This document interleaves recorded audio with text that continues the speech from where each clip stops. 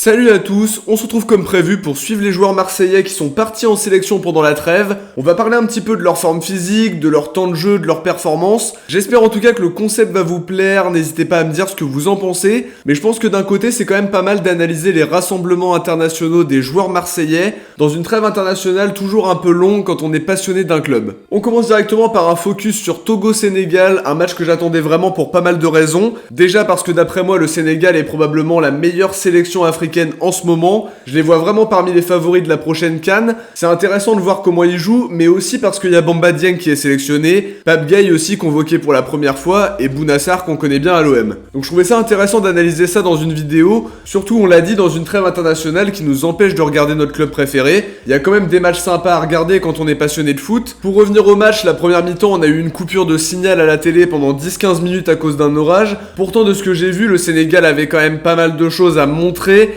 Même si ça pêchait un peu dans le dernier geste, quelques déchets techniques, il y a eu quand même des occasions, un très gros arrêt justement de Ourou Nieni devant Ismaïla Sarr. Les conditions étaient quand même pas simples pour proposer la meilleure justesse technique, faut être honnête. Le ballon qui fuse beaucoup sur une pelouse gorgée d'eau, ça a pas aidé dans les contrôles, dans les transmissions. Le Togo, en cette première mi-temps, ils ont surtout eu des situations, des frappes de loin, pas évident forcément d'entrer dans la surface sénégalaise. Ils ouvrent le score avec un timing parfait juste avant la mi-temps, un beau centre et Nan qui coupe dans la surface pour tromper Mendy. Pas la meilleure mi-temps sénégalaise qui peut faire bien mieux, c'est certain, mais évidemment de leur côté il y a moins de pression parce qu'ils sont déjà qualifiés. Il y a aussi eu la blessure de Mané, c'est un coup dur pour les Lions de la Teranga en espérant que ce soit pas très grave. En deuxième mi-temps, il y a eu quelques ballons perdus un petit peu vite je trouve chez les Sénégalais, un peu de déchets techniques aussi alors qu'il y a de la grosse qualité sur la pelouse, pas mal de joueurs qui sont capables d'éliminer en 1v1 mais des transmissions trop peu précises. Bamba Dieng entre à la 70e pour remplacer un Diédiou qui n'a pas été suffisamment en vue mais qui a quand même tenté d'offrir des solutions devant. Dieng a offert des situations dans la profondeur, une tête qui passe au-dessus, mais aussi et surtout la magnifique déviation pour Habib Diallo sur l'égalisation.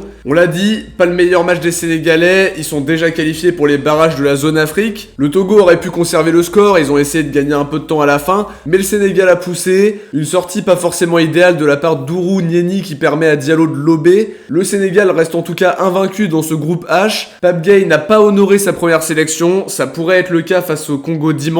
Une concurrence très dure avec Gueye qui a encore été très propre techniquement, Kouyaté qui peut aussi jouer en défense centrale et qui apporte pas mal de garanties, et aussi Nampalys Mendy, auteur d'une entrée intéressante. Du côté des supporters sénégalais et togolais, donnez-moi votre avis sur le match de ce soir. Est-ce que le match nul est mérité ? Est-ce qu'Aliou Cissé aurait dû faire jouer des joueurs qui jouent très peu habituellement en profitant du fait que l'équipe soit déjà qualifiée ? J'attends vos impressions en commentaire. Chez les autres internationaux, on a appris il y a quelques jours que Cengiz Ünder s'était blessé pendant le rassemblement avec la Turquie. Blessure au dos a priori pour l'ailier turc qui est forfait pour les deux matchs. Pas plus d'informations sur la durée de son absence. On espère qu'il sera opérationnel au retour de la trêve, mais je connais pas du tout les durées d'indisponibilité pour ce genre de blessure. Il commence en tout cas son traitement avec l'équipe médicale turque, et si on en croit les infos de plusieurs médias locaux, il reste avec sa sélection pour vivre une potentielle qualification au Mondial 2022. Du côté des U19 français, Simon est resté sur le banc pendant toute la rencontre Albanie-France et une large victoire des Bleuets 4-0. C'est le très prometteur Timothée Loutoutala de Tottenham qui lui est préféré. L'ailier Salim Benseghir a lui joué une dizaine de minutes. L'Algérie U20 s'est inclinée 3-2 contre la Tunisie U20 dans le tournoi de l'UNAF. Deux jeunes Marseillais étaient présents, Jaurès Raoult qui est professionnel mais qu'on n'a pas vu encore en match en pro. Il a ouvert le score par un face-à-face parfaitement géré. Le défenseur central Ryan Deilis fait lui aussi partie du groupe algérien. Chez les espoirs en France, Saliba est titularisé avec le brassard par Sylvain Ripoll pour affronter l'Arménie. Match pour les qualifs de l'Euro U21 de 2023. Une démonstration de force des espoirs avec une large victoire 7-0.